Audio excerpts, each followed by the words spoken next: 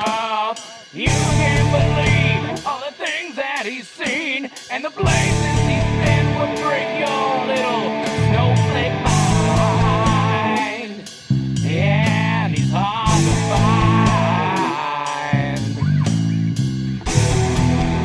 You'll never find him.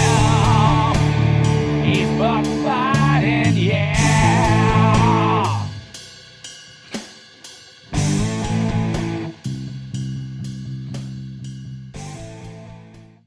All right, welcome to the first annual Buck Fiden podcast. Hopefully, we'll be doing this on a weekly, bi-weekly basis here. You're looking at an uncommon mind for the common man. What we're really trying to do here with Buck Fiden is to provide some detailed discussion about today's politics, culture, and opinion, and really help people examine the underlying philosophies as to what's going on in the world and help them stratify what they believe in, help them argue for what they believe in with some real sound political insight to it. So it's going to be a little bit different. We don't want to talk to Washington talking heads. We don't want to talk to, Ivy League educated people. We're going to have on a lot of guests of real average Americans, folks that own a business, folks that are maybe teachers or nurses, to talk about their beliefs and why they believe what they believe and how that fits into the political dynamic of the day. So it's going to be a little bit different. We're also going to do some thought exercises. I get questions all the time from my friends because of my background about what's going on in Afghanistan, or what do you think about this, or what do you think about that. So we're going to tackle some of those things too, some of the big questions of the day, and try and give you an educated opinion. From a undergrad in political science, a business degree, 10 years in the military dealing with high-level foreign policy, national security policy, really give you some thoughts on what's going on today. So without further ado, we're going to start off by talking about sort of a traditional view of the political spectrum. And we're going to talk about how people today have how they view the political spectrum and some flaws in how people are taught to understand the left-right dichotomy in this country. So you can see here a traditional view of the political spectrum, right? In the middle, this is how we typically think about it. I'm not saying this is the right way to think about it. I'm saying this is how people are often taught to think about it, right? So in the middle, you've got democracy, right? And, that's a one man, one vote. Everybody gets a chance to decide, sort of that traditional simplistic view of democracy. And if you move to the left, you get all the way, if you keep going, all the way to Marxism, communism, each their own ability, each their need. And if you keep moving further and further right, you go into theocracy and fascism. So when you lay out the kind of extremes and the major parties, this is sort of what you get. To the left, you get the Democratic Party, right? To the right, the Republican Party. And if you go all the way to the far left here in the United States, you get what are called anti-fa or anti-fascists, which are devout Marxists, right? They believe that the best way to improve the situation in the United States is to tear the system down and rebuild it in a Marxist communist philosophy, a socialized country, a communistic philosophy. On the far side, and again, this is what people tend to believe, you get the alt-right, you get extremists, you get white nationalists, you get that kind of thing. And there is definitely extremism on both sides. White nationalists, separatists, people like that. Those are pretty far out, far right beliefs. But that's assuming that this view of the political spectrum is right. In reality, this is what the political spectrum really looks like. So you can see on the left, right, minimum freedom, maximum freedom. So let's start at the top. First of all, we don't have democracy in this country. We have a federal democratic republic. Well, what does that mean? By federal, we mean that it's a federalist system. There are both state governments and there is a national government. The Constitution outlines the relationship between those two entities and what powers are reserved to the state and what powers are reserved to the national government, right? We have a democratic republic. That means we have an elective republic. We elect people to represent ourselves. We do not have a pure democracy in this country, right? And that federal democratic republic, that ability to elect people and delegate them the task of passing laws on our behalf and having certain powers reserved to the states and certain powers reserved to the federal government, with a constitution that guarantees certain rights that can't be infringed, is really, in the history of the world, the thing that has ensured maximum freedom. Okay, so if you travel then along to the left, you get you get the Democratic Party, and you continue on down to socialism, and then you get to Marxism, right? Just like on the other political spectrum. Now on the right, it looks a little bit different. If you continue all the way to the right, you go through the Republican Party, you get through religious theocracy, and you get all the way to fascism.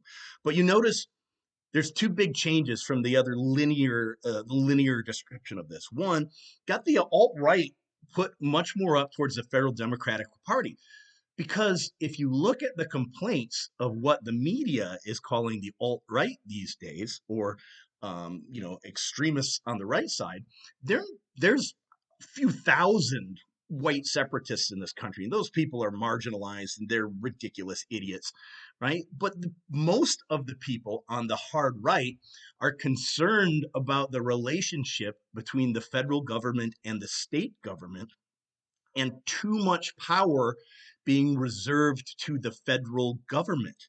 Their biggest complaint is that their freedoms are being infringed upon by the federal government.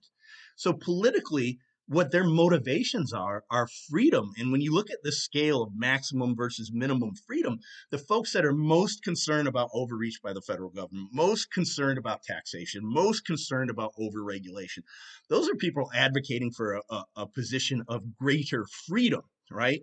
Versus separatism or Aryan nation or marginal nonsense like that, right? But the majority of the folks that the media is pointing out as, far right loons aren't loons at all. They're just advocating for a position and a responsible use of prudent use of federal government power, right? And in any case, anything that's not specifically given to the federal government is then delegated to the states.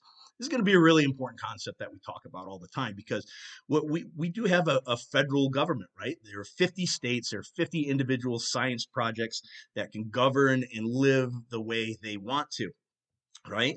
Whereas California may want to live a certain way and Texas wants to live a certain way. We've got the ability to do that, and yet we've got a constitution that bind these states together for certain specific things that are specifically given to the federal government: the power of defense, the power to raise militaries, things like that. Anything that's not specifically given to them is given to the states. The problem we're running into today is the tyranny of what I would call pure democracy. So you look down at the very bottom, and we're sort of to this mindset now with the country so evenly divided that, hey, if we got 51% of the vote, hey, we can vote whatever we want in, and the other 49% just got to take it.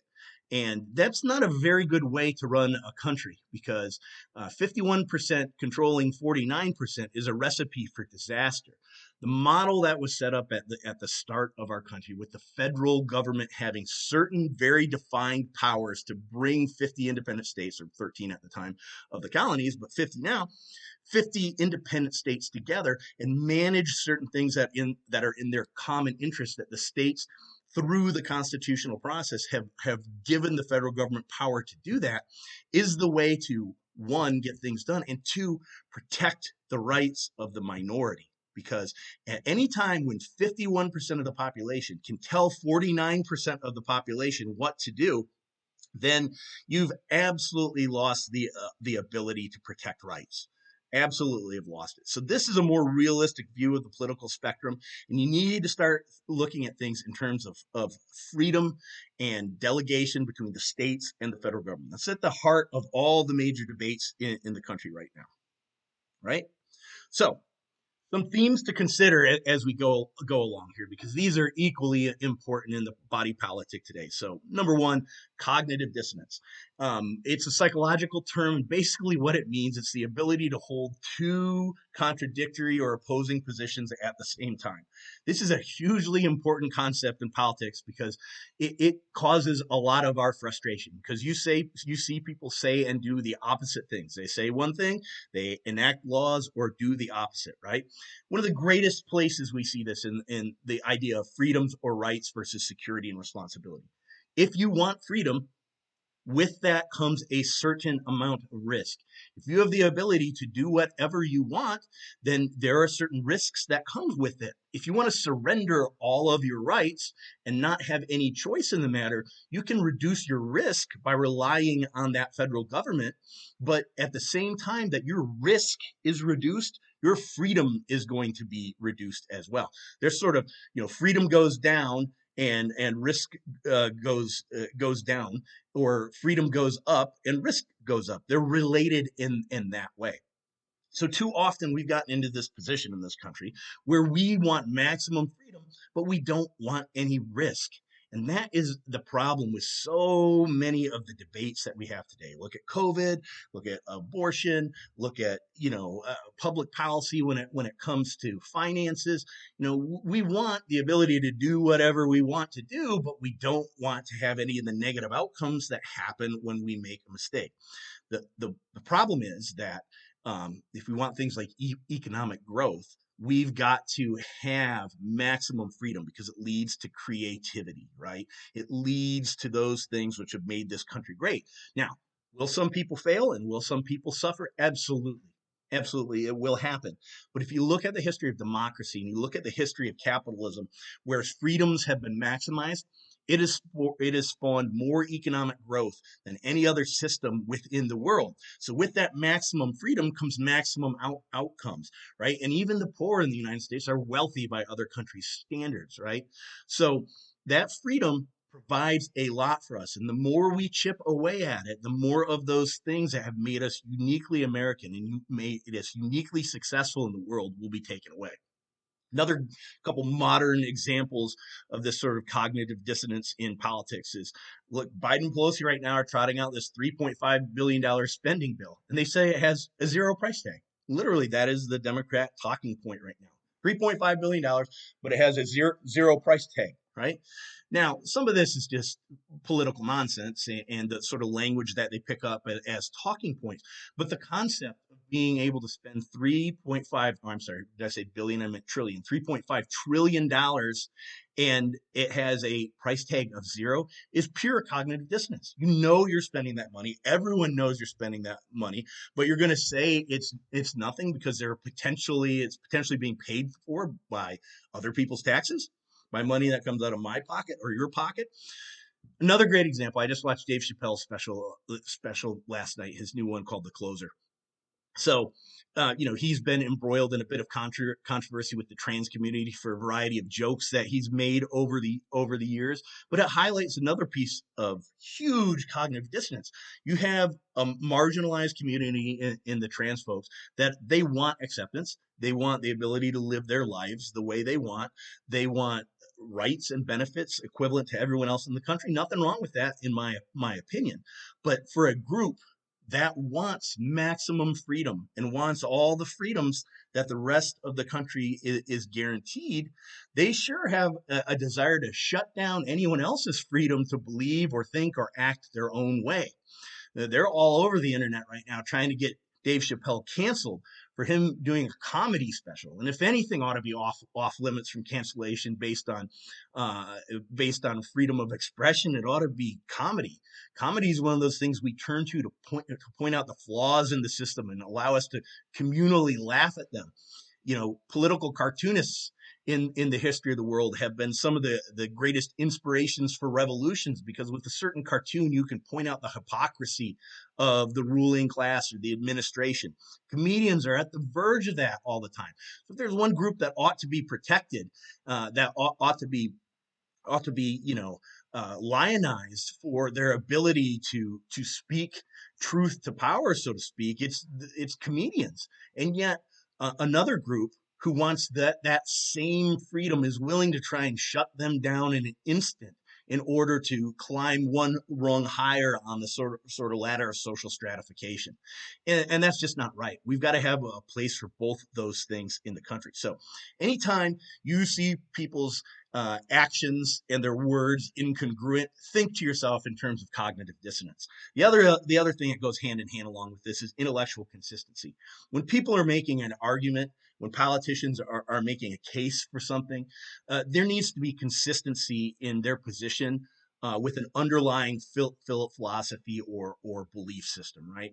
So a great example of that was Justice Scalia. He was a strict constitutionalist, right? He said if it's not specifically in the Constitution as being given to the federal power, it is reserved for the states. Everything we need to look at needs to go through that vein. If you want to change it, there's an amendment process to the Constitution. So make an amendment. Just don't try and pass executive orders, or just don't try and work around the margins within Congress. If you want to change something to the Constitution, let's have a constitutional amendment. It's a powerful process. It's a long process. It's a cumbersome process.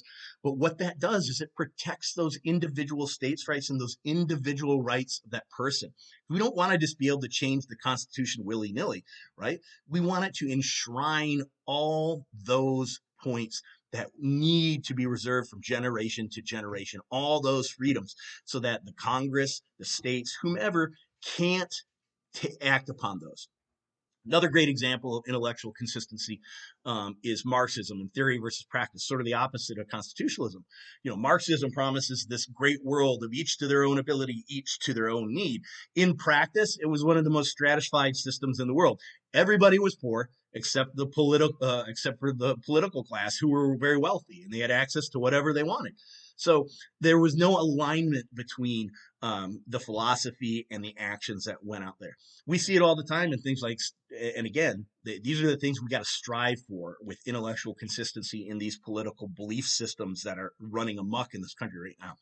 States' rights on abortion, Roe versus Wade, and men's rights. Well, how do those things all tangle together? Well, again, a federal government is comprised of 50 individual states. Each state has a right to have their own laws. Now, in Roe versus Wade, the court codified that women have a right to an abortion. That probably should never have happened from a federal standpoint. It probably should have been left up to the states to decide. And then we might have 25 states where you can have abortion, 25 states where you can't. Right?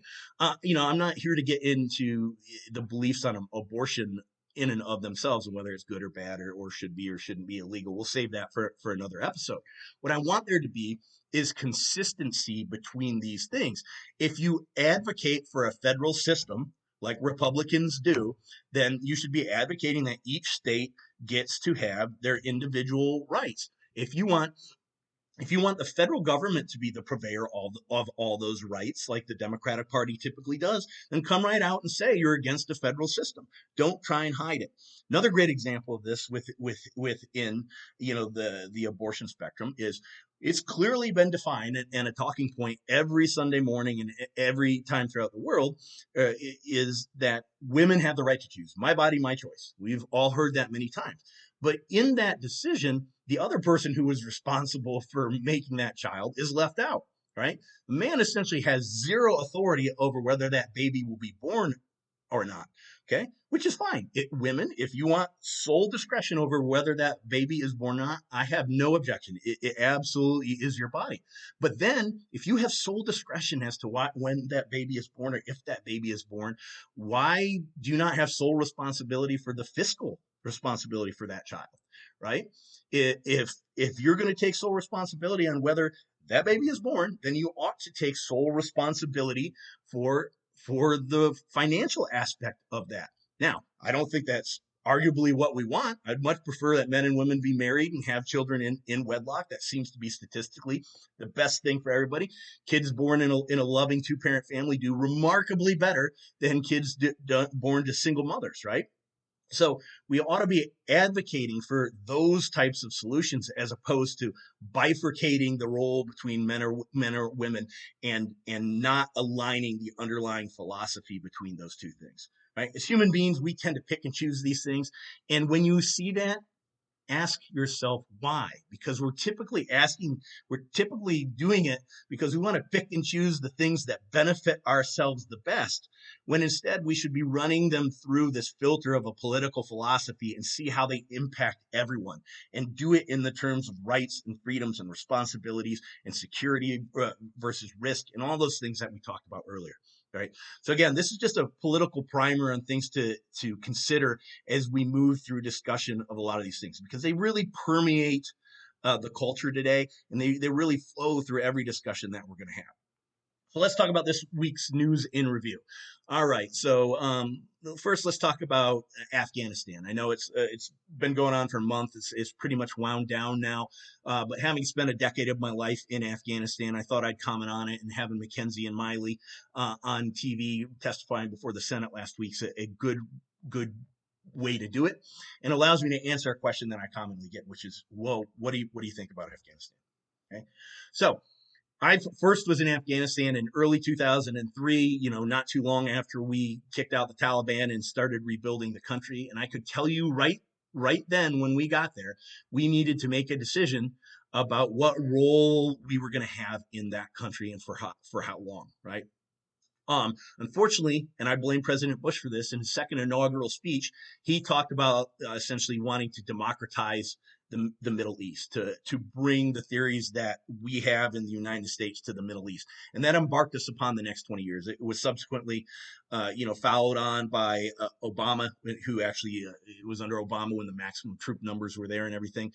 But it really comes down to this. When we first went in there, we made the decision we were going to go in and kick out the Taliban and make sure that you couldn't have a home for terrorists to base then. Then that transitioned into a policy where we're going to rebuild the country into a democracy. Well, you can't rebuild a country into a democracy in 20 years, right? You can't. I can tell you that the folks that are most upset about what's happening in Afghanistan there right now are the Afghans that are about 20 years and younger, because they have not really ever lived under Taliban rule, and they're terrified of that.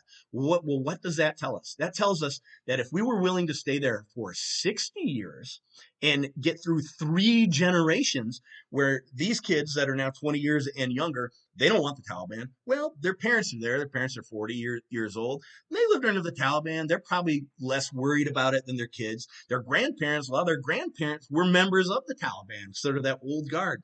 And you have to roll through 3 generations to flush out and get rid of the 40 and 60 and 80-year-olds and such that are members of the Taliban, or they're going to resurge like that. Now, we did that. We did that in Germany.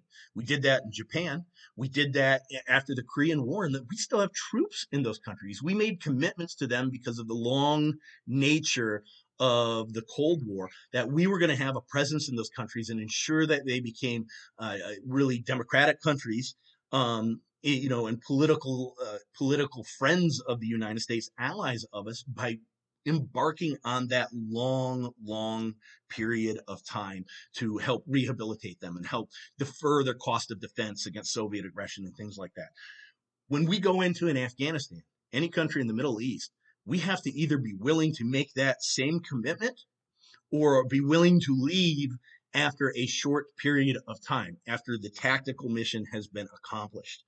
The floating around in the middle and not doing anything successful and exposing ourselves and our blood and treasure and American lives to not get any long-term accomplishments out of it, that's unacceptable. It's either go in there and break things and smash things and destroy the enemy completely, or rebuild the country. You can't get stuck in the middle, right? So that's the big picture on Afghanistan. Well, let's talk about the $3.5 billion spending package that's in the country.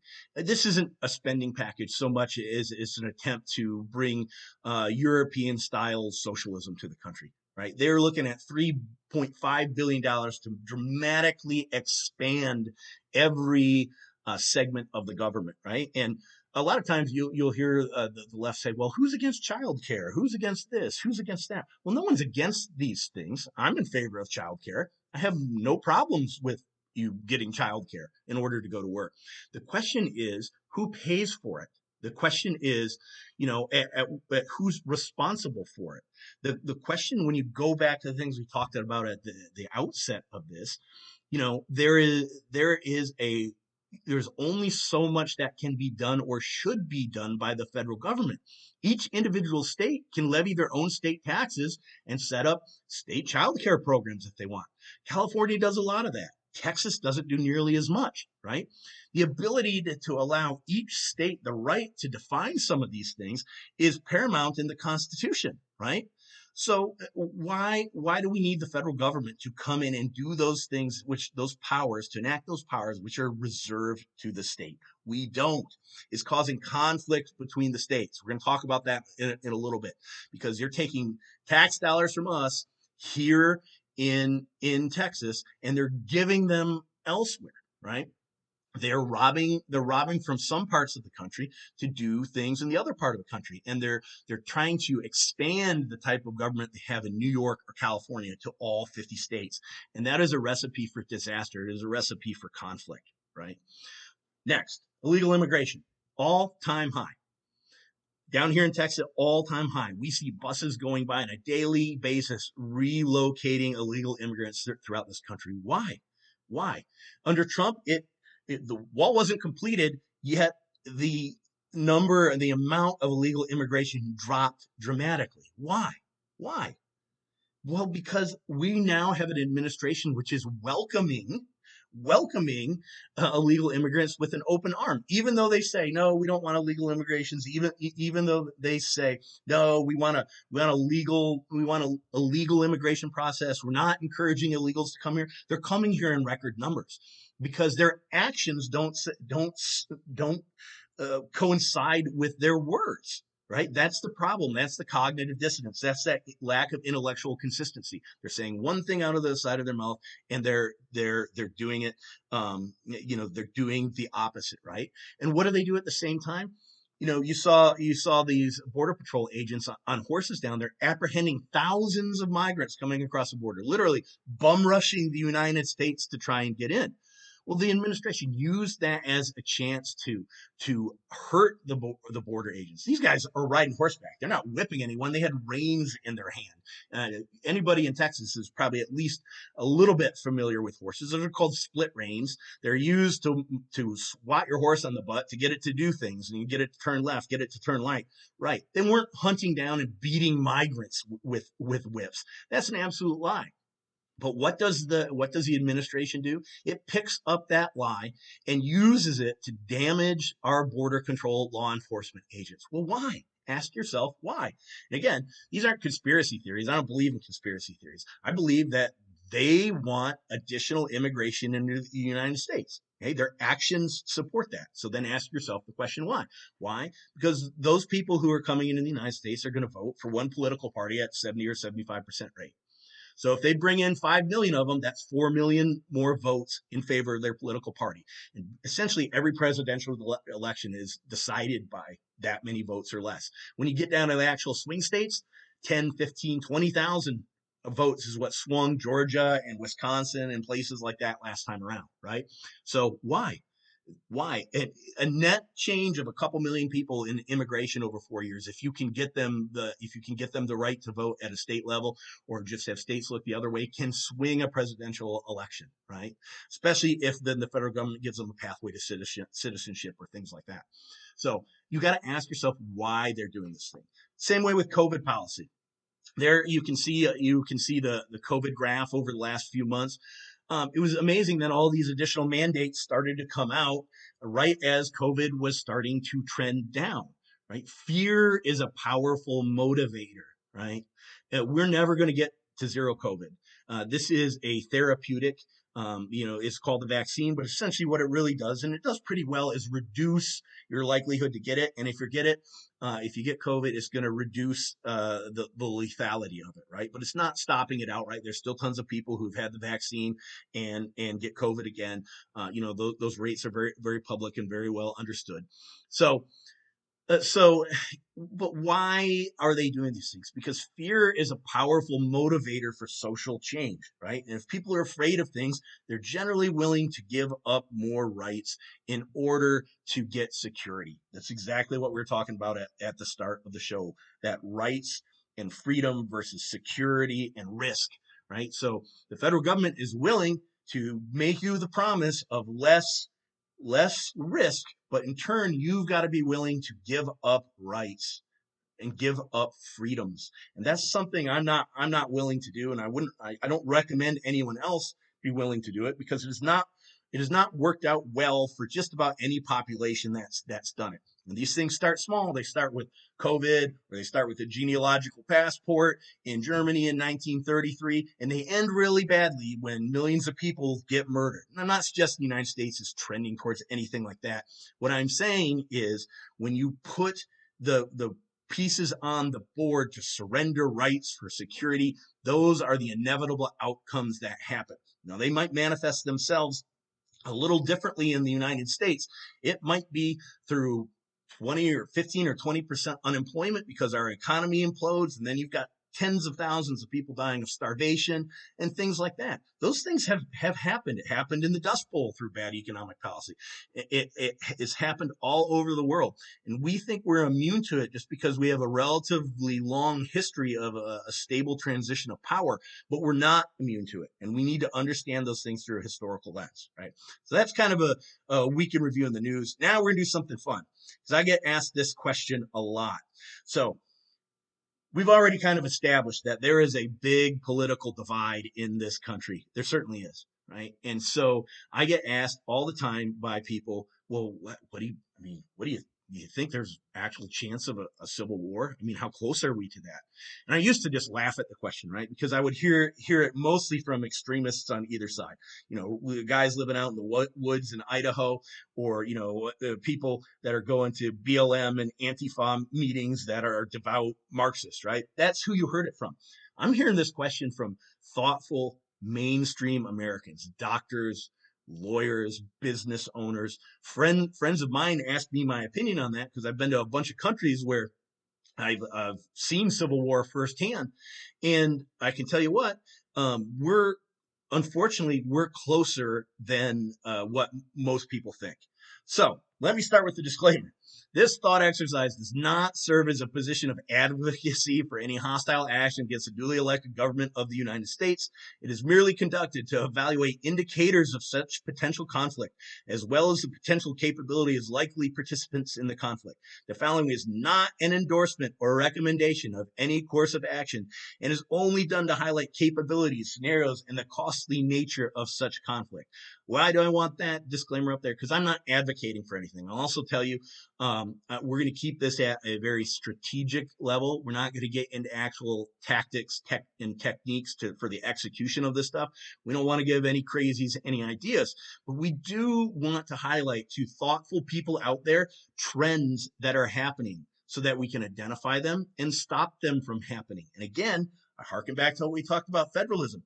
A lot of these trends are happening because the federal government is taking the position that aligns with certain states at the expense of other states. And you're going to see that firsthand. We need to stop that trend in order to preserve the union, right? So let's talk about leading indicators of civil war. We got several factors here. We'll go through each one. Number one is political marginalization, right? In any type of conflict, internal conflict, and the sides get divided up into two, essentially, or sometimes more sides than that. What happens is people instantaneously begin to marginalize their political opponents. They no longer deserve a seat at the table. Their voice no longer needs to be heard. They're not allowed in a safe space. We see that happening on college campuses today. They should be banned from TV, like in the case of Dave Chappelle. They should not, we should boycott the news programs that they're on. We should boycott the news channels that say the things we don't like, right? We've undertaken this policy of marginalizing people and advocating for the marginalization, right? So you can see that episode from Time right there, an article from Time. American democracy can't survive unless the far right is marginalized. Here's how to do it. Literally trying to give a blueprint for marginalizing a constituency in the United States. And by the way, they don't really define what far right it is on there, right? I tend to agree that, Aryan Nation ought to be marginalized, right? But mainstream Republicans ought not to be marginalized. Unfortunately, one side of the political spectrum is attempting to do that. And I'll tell you, The Republican Party does a pretty good job of disavowing people within the Republican Party that are crazy. There have been several Republican congressmen that did not get reelected, that essentially were either primaried or got no support from the Republican Party, so that they could not run again. You don't see that on the left. You see AOC, you see Rashida Tlaib having more and more prominence in the Democratic Party. They're literally devout Marxists. I mean, they are advocating for a style of government in the United States that resulted in more deaths in the last century than anything else on the planet. When you talk about the number of people that were sent to Soviet gulags and died of starvation under Mao and things like that, they're advocating for a style of government that has resulted in literal genocide. Even in our own century, nobody is swimming to Venezuela. Nobody's swimming from Key West to Cuba. The flood is going the opposite direction. So to advocate for a style of government that leaves people to flee the nations where it's actively practiced is absolute fucking asinine, right? So political marginalization, be on the lookout for that. The more we start to demonize and marginalize the opposition and deny them a voice at the table, the more we move towards the potential for civil war. Fragmented identity, right? So this is a big thing in politics these days, identity politics, right? It's a tendency of a people of any particular affinity group to sort of get together, like, i.e., hey, we like to hang out with people like ourselves, which is okay in theory, right? But it's not okay in the practice of government, right? The Democratic Party these days has gone into intersectionality, right? Where and critical race theory and things of these nature, which suggest that any marginalized groups ought to band together. So you get this intersectional politics. You get gays, women's rights, trans, minorities. You band them together in one political party, and they're not.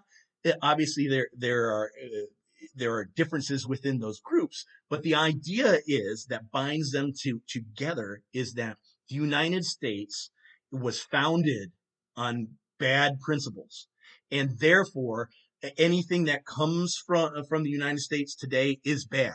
So we have to rip down the entire system and start over again. And the only way to do that is a system which guarantees outcomes, right? It's sort of a permutation of the idea of the fruit from the poisonous tree, right? The idea in law, like, if you tamper with evidence or anything like that, then anything you get from that later on in the court process is fruit of a poisonous tree and can't be used in order to gain a conviction against someone. So that's how this came about, is a bunch of racial law professors took that concept and applied it to politics in the United States, saying that because we were founded on, on slavery and some other things like that, even though those things have been rectified through the Civil Rights Act or amendments to the Constitution, all those sorts of things, we were founded on bad principles. And so we can't continue under that model of government, right? And so fragmented identity, when people break down to their basest, smallest unit groups, the family, racial components, immutable characteristics, when we start identifying based on things we can't change about ourselves instead of shared identity, things, philosophies that we can adopt, philosophies like family, work, values, things of those natures that can be shared across racial and ethnic and sexual lines. The more we get fragmented, the further we move towards civil war. Censorship, right? Another great one, right? And it goes back to political marginalization. This is the weaponization of marginalization. Okay, this is using the government or a de facto or a business acting in as a de facto representative of the government to censor the opposition. Now, the big debate about that is in these days is on social media, right? I mean, you literally every goddamn thing that pops up on my news feeds got some disclaimer or got some fact check or got some things like that, and it's tantamount to censorship, right? If you get into the laws regarding these things, and we'll save that for another episode, right? But there are laws that govern the curation of these things versus taking an editorial stance in these things. And by law, if a social media company acts as an editor, i.e., they are curating and they are dealing with the content, then they're responsible for everything. If they act just as a publisher and allow it to everything to be out there, then they don't have those responsibilities. The problem is they're picking and choosing which of those methods to apply based on their desired political outcomes, which is the censorship of their political opponents, right? So you see marginalization of the opposition. You see our identities being more fragmented. Then you see that being weaponized against other groups in the form of political censorship. And the end result of this is political immigration. So look at that map on the right. Look at the states where people are moving from and where they are moving to. One of my friends just moved to Texas from California. He described himself as a political refugee. This is a guy with a Harvard MBA, was doing very well for himself out there. He moved from California to Texas because the government there has become so oppressive that he didn't feel comfortable raising his family there. He didn't feel comfortable putting millions of dollars into a business there because the ability for the state to take it over has led hundreds of thousands of people and thousands of businesses to leave California for places like Texas. The same with Washington, Illinois, Michigan, the kind of Northeast corridor there. Those are all liberal states. And those people are leaving for places like Texas and Florida, the Carolinas, places that enshrine freedom a little bit more. So what does this mean, right? Okay, great. We've got a federal system. These states ought to respect the differences between the states. That's what I would advocate. But what we're doing is we're self-sorting, right? We're literally lining up on sides right now. That's scary. Everyone who is a conservative is moving to certain states. Everyone who's liberal is staying in certain states. And it's unfortunately, it's lining up like a modern day Mason-Dixon line between different parts of the country, where the left is going to get more liberal, the right is probably going to get more conservative, and the gulf between the two segments of the country are going to get worse and worse. And then when that really comes to push, if the federal government then tries to push down leftist policies on more conservative parts of the nation, and they can't just reside within their state and say, hey, we're doing it the way we like here. When the federal government comes down and says, you can't do that anymore, Texas. You can't do that anymore, Florida. You got to behave like California. At some point, people are going to say, no, we're not going to do that. And push comes to shove. Extremist actions, right? So you got political immigration, marginalization. People are fragmented down to their basic elements. You got censorship, and so how does that manifest itself in extremist action? And you see it on both sides of the political spectrum. Both sides of the extremes are responsible for this. Half the country was on fire during the run-up to the presidential elections last year through BLM and Antifa, who burnt down cities, took over areas of the country. The media was far more tolerant of them than the action on the right by folks that rioted at the Capitol and smashed up the Capitol for 6 hours instead of burning down half the country for 6 months. But this is extremist action on both sides. And history will tell us in any sort of knowledge of small wars, any sort of knowledge of insurgencies, tell you only need about an active 10% of the population to topple a government. That's why we can send in special operations forces, MARSOC, Green Berets, guys like that. They can go in and take a small number of indigenous forces and cause a real goddamn problem for the ruling parties of those countries, because you only need to mobilize a small part of the country to action in order to get things done. I can tell you in Afghanistan, 10% of the people were in favor of the United States, 10% of the people were Taliban, 80% of the people just wanted to be left alone, and they get swayed by the aggressiveness and actions of those other 10%, right? So the more extremist actions we get, based on political ideology, the closer we are to problems. And then the last way we look at these leading indicators is what are people doing with their money? Well, unfortunately, people are loading up on weapons and ammunitions at historic rates. They typically, we've seen these things tied to changes in administration, right? You'll see a Democrat gets elected, people are afraid that maybe they're going to crack down on guns, so I'll just go ahead and buy another one or two or buy some ammo, to make sure I'm stocked up. And you see that kind of ebb and flow through different political cycles. But for the last 4 years, people have been arming, and people from both sides of the political spectrum have been arming at record rates. So people feel this, and this is why I'm talking about it right now, because people ask me about this all the time. They say, man, how close are we getting? I mean, I bought guns. I can't. I'm running low on ammo. My neighbors bought guns. My cousins bought stuff. Everyone feels a palpable tension in the air within the country, and so they're reacting to it by being able or wanting to have the capacity to defend what's important to them, their friends, their family, their property, things like that. Right. So the more we marginalize, the more we fragment, then censor people, the more the countries line up through political immigration into a de facto North and South or red and blue, the more we see extremists around the fringe inciting violence, and the more people are stocking up to protect themselves. These are leading indicators that we're moving towards a potential path to problem, right?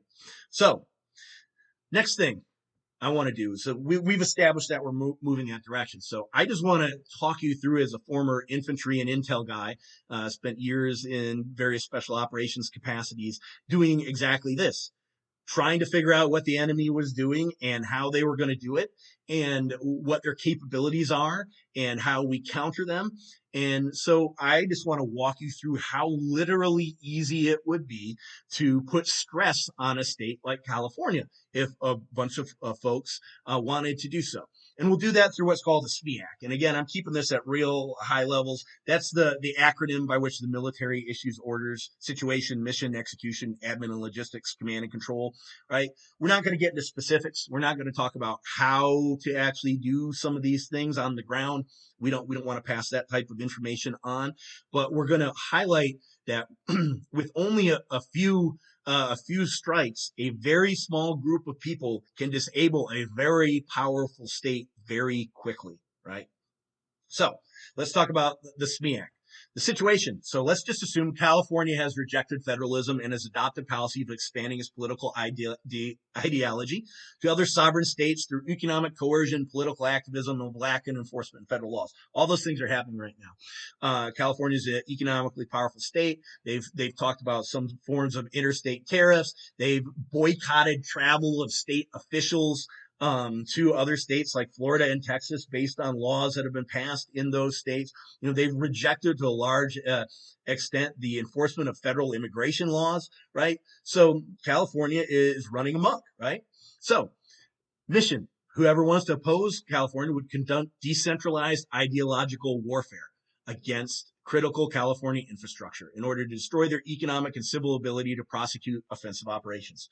So what does that mean? Decentralized ideological warfare. That means small groups that all believe in the same thing, acting independently with minimal coordination in order to maximize their effectiveness without potentially jeopardizing other groups, right? So you kind of come together and say, these are the types of things we need to do to shut down California.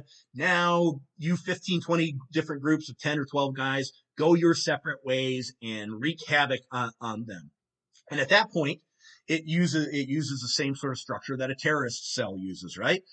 Just like the 9/11 hijackers, they met and trained in Afghanistan and Saudi Arabia. They came to the States. Each cell operated independently to maximum effect. They just had a dedicated time set. At this time is when we're going to act. And you can do the same thing with 15 to 20 task organized small units conducting independent simultaneous actions. So just need a little bit of coordination up front. And then with some basically trained people, you can go out and do a lot of damage. Okay. So what would our strategic objectives be, right? Well, strategically, if you can do a couple things to California, you can shut it down. You can turn it into a third world nation overnight. If you disrupt the power supply, you disrupt the water supply, and you disrupt their food and commerce capabilities, you shut that country down. What would happen if you do those things? If you significantly disrupt power, water, food, and commerce, here's what happens: severe civil unrest. People can't get water, they can't get power, they turn into a third world in a couple of days. It negates police and National Guard capabilities, right? So if the police and National Guard have to turn inward to deal with civil arrest within California, they no longer can focus outwardly against states or individuals who are arrayed against California. It disrupts their tax base and economy. If power is shut down, if people aren't working, if businesses aren't producing, if things like that aren't happening, they're not going to have any money to prosecute offensive operations against other parts of the countries. It inspires government crackdowns. When civil unrest happens, you get things like you see on the bottom right there, a bunch of armed federal officers walking around your neighborhoods with AR-15s, cracking down on your individual liberties. And we can force California, or whoever would be opposed to California, I'm not suggesting we do this, but whoever is opposed to California could force them to turn their ire inward in order to negate murders and deaths and rapes and burglary and all those types of things. And that also potentially generates resistance movements within California against its own government. So this is exactly how a special operations organization would go in. You pick key infrastructure targets, you train your folks up, you'd attack those. The government then, what they do, they crack down on the civilian population. The civilian population then mobilizes more against them. And you get this cycle repeating itself that eventually brings down the government or brings it to its knees. So how do we disrupt the California water supply? And again, we're not talking about tactics. We're just talking about this at a high level, strategic and operational level of warfare. So no, anything we do is exacerbated by drought. California has bad droughts right now. We see that in the terms of fires and everything that are going on, right? So everything we do done in the summer, it just makes it worse. It also bifurcates urban and rural centers, right? So Northern California is generally pretty conservative, right? It also produces 70% of the water that is then piped down to Southern California, which is reliably liberal. So you see the various charts there that show who's a net consumer and net producer of water. The majority of water comes from Northern California. It gets shipped down in aquifers to Southern California. There's 5 or 6 major aquifers there, as you can see in and around Los Angeles and the population centers of Southern California that truck water in there for individual consumption, for providing agricultural basis in Southern California. It would not take a lot, without going into the specifics, to shut down water movement through a bunch of major aquifers, thousands of miles long, not well defended. That is critical infrastructure that a small group of people could wreak havoc on and shut down for extended periods of time, shutting off almost all water to Southern California, to millions of people who depend on it every single day. And you can only survive 3 days without water, right? You can only truck so much of it in pallets and on container ships and things like that, right? So very vulnerable component, and it ripples throughout the entire economy if you don't have water there. So let's talk about the next part, power supply. And again, this goes along with water. Understand 90% of liquefied natural gas power comes from 5 pipelines going into California from out of state, right?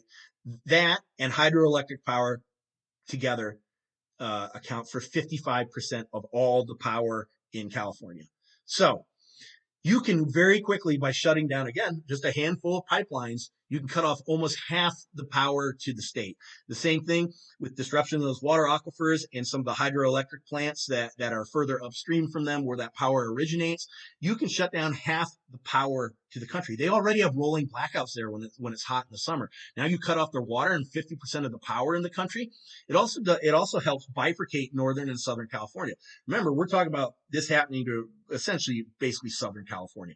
Bifurcates them from other states, right? So now you laid the groundworks for that insurgency within California. Maybe Northern California goes, you know what? It's not worth it to be part of California anymore. We're gone. We're going to become part of Nevada. We're going to become our own state. And guess what? We don't want to keep supplying you this water. We don't want to keep trucking our assets down to Southern California for your consumption of them in the desert. Right. So you begin to set the stages for that internal insurgency through a few key infrastructure hits, disrupting the power, disrupting the water. Well, if you disrupt both of that, you're disrupting their food and commerce, right? Imagine if half the power in the country goes away. Right, so you're forcing California reliance on red states. You're separating it into red and blue areas of California. If the Central Valley and Southern California can't get water for irrigation, you're destroying their ability to produce food. They produce things like avocados and strawberries, nice things, but not necessary for life. This forces them to rely more on Midwestern states, reliably red states, for things like wheat and corn and things that are generally necessary more than an avocado or Brussels sprouts to have in order for your economy to thrive. Right, so this disrupts it. You also have the ability, as you can see on there, the major ports within California. So the ability to disrupt those ports, and we've all seen the reports on TV here the last couple of weeks of just container ships just stacked up outside of LA and San Francisco and places like that. Crash a couple of those into the loading docks and shut down their ability to have international commerce for a little bit of time. And you've made some major impacts to the state. And as I said, this can be done with the special operations model of a handful of guys, handful of targets in sequence. And excuse me, and California can be brought crashing to its knees and back to a more moderate position of negotiating. Now, as I said, I'm not advocating for this. It's not what I want to see happen, but I'm pointing out as we move closer towards those leading indicators happening, it is a very plausible scenario that the states can do a lot of damage to each other with only a small number of actors. It does not have to be, half the Marine Corps goes red and half the Marine Corps goes blue and half the Army goes red and half the Army goes blue. Small groups of people who become marginalized, censored, and rejected and feel their rights trampled on top of each other can do these types of things. What would those outcomes be? In just the scenarios that I outlined, you could reduce power output in California by 25 to 40%, 25% reduction in food, 25% reduction of their tax revenue, right? You could mitigate their ability to use their police and National Guard against anyone outside of the country, cause extreme civil unrest. You cause internal clashes between political identities that, like, hey, we didn't cause this, California. We don't want to be part of you anymore. So they begin to then turn internally. They have internal conflict, and those people against that sort of extremist rule in California begin to actively go against them. Right. So these are the types of things that can happen. Again, we're not advocating for this. We don't want this, but we want to point out answers to a lot of the questions we get of, hey, is there a possibility of a civil war? And what would it look like? This is just one little scenario that highlights what a small group of people that are motivated can do to a large government. And it highlights the problem that we have. We have a lot of trained people in the United States after the last 20 years of war, a lot of people that are feeling marginalized, a lot of people that are feeling censored, a lot of people that even if they reside in their own state say, hey, that's fine. You guys want to do that over in New York?